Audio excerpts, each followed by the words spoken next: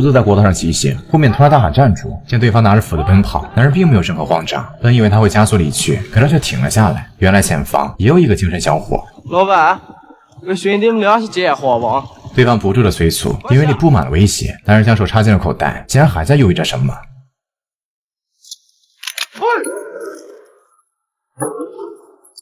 第三个小伙微微颤抖，还未从震惊中缓过神来。当他认清一切，便开始了奔跑。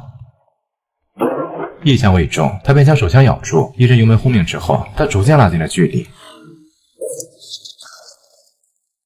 两人继续骑行，路过了一处车祸现场。大海正拿着西红柿看着热闹，全然不知道路过的家伙杀了人，而顺着他的视野望去，地上还躺着另一具尸体。看完热闹，大海便直接来到了矿上。贪污受贿的村长则成为了他们闲暇时的谈资。这奥迪 A6是全村人有份儿，要不是把集体煤矿转给私人，他有鸟卖呀！怪不得开了那点耶稣了。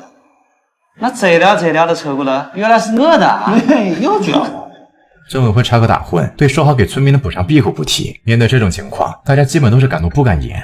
等我到了北京，找到总纪委，让村长和那焦老板一起去二井拉萨去。村长这会儿走了进来，大海则是满脸的不屑。而村长看着这个刺头，显然也没什么好眼色。可就当他要转身离去时，大海也追了出来。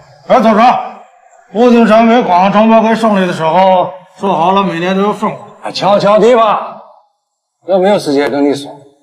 哎，你不跟我说，到时候你跟中纪委人说。你小子呀，上来也不会学识，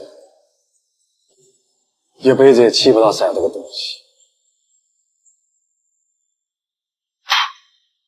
他知道大海不敢动手，便面带不屑地转身离去。再次吃瘪，让大海气愤不已。但北京路途遥远，他还是没有下定决心。正巧路边有人在抽打牲口，他仿佛在那匹马上看到了自己，无力反抗，且遭受了鞭打。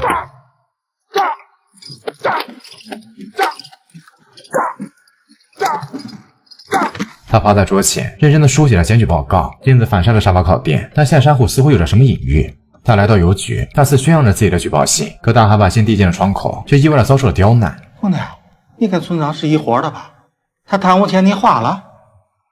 要不你是焦老板的二奶，他给你买车买房子了？你有病吧你？走！他妈的，你跟他是一伙的吧？走！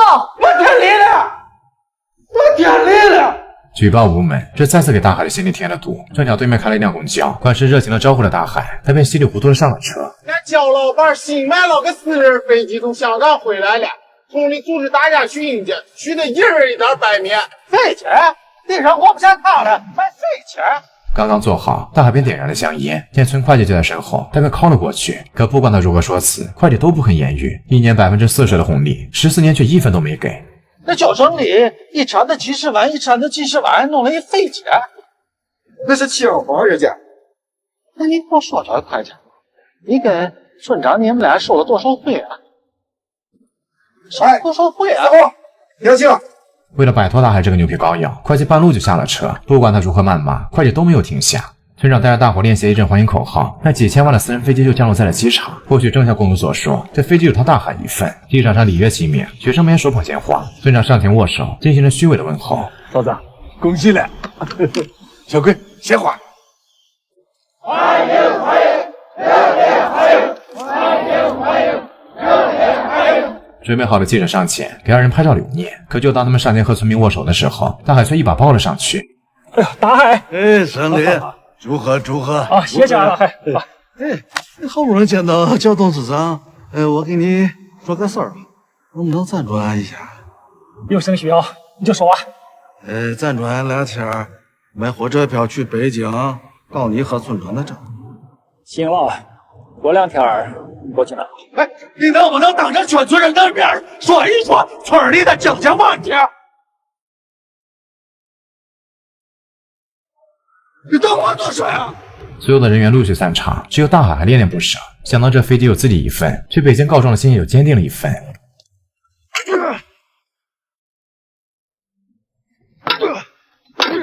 鲜血很快就涌了出来，大海只觉得头晕目眩，喘了几口气，他就倒在了地上。小白，你那是打高尔夫了？男人手握铲子，像打高尔夫一般挥动。大海已经没了反抗的力气，只能任由铁铲在身上招呼。他刚缝合好了伤口，那两个人就手持果篮走了进来。皮夹克代表胜利集团的慰问，掏出了2大钞票，也不知道大海是什么表情，让男人改变了主意。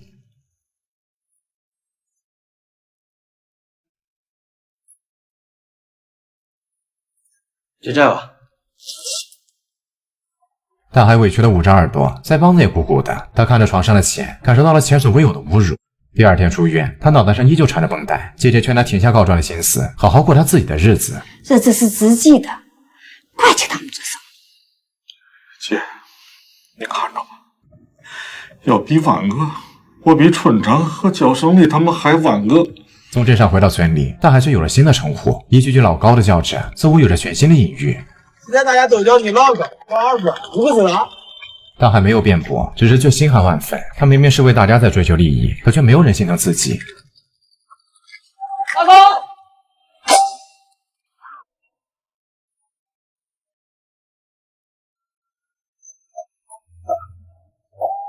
所有人的落井下石，让大海的心里点起了暗火。配合着身后的细纹，他摘掉了自己的纱布，眼神也变得异常锋利。他看了看镜子里的自己，随后便拽开了衣柜，一把斑驳异常的猎枪就是他现在最好的帮手。打上子弹，大海就化身成为了正义。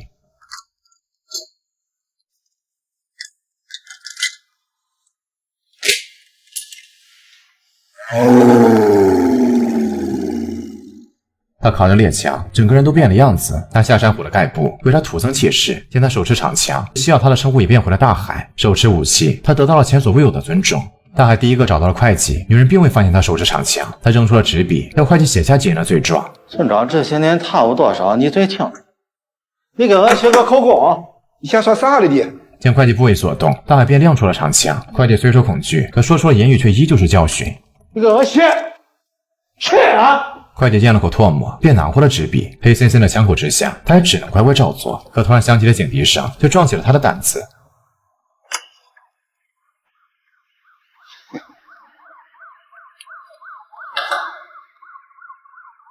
你打！你瞅瞅打！大海没有开枪，只是枪管也开始了颤抖。他眨巴着眼睛后退，显然还没有做好心理准备。但是想想这群牲口，他也就没了负担。有人听见声响，便朝着屋子跑来。大海没有任何犹豫，转身就带着一脸的鲜血，大海小心的前进。在搜寻一番之后，他正准备踹开村长的办公室。循着声响，大海来到了传达室窗口。第一个叫他老高的家伙接起了电话，他仿佛没看到老高脸上的鲜血。老高，村长，去庙里了。你刚才叫我什么呀？老高呀，你不是有个养女叫高尔夫吗？结婚？说啥了你？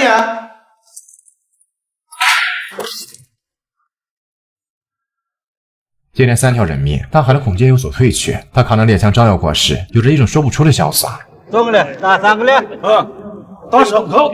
村长刚刚出门就被大海架住，他畏怯的劝解，可大海却一个字都没说。冷静点，咱们有啥话不能坐下来说，非要这的了，咱们坐下来。似乎意识到了事情的严重性，距离第一场枪击也过了1个小时。大海不再心不嫌有，扛着枪奔跑了起来。只是再次路过那匹被抽打的骏马时，他停下脚步看了许久。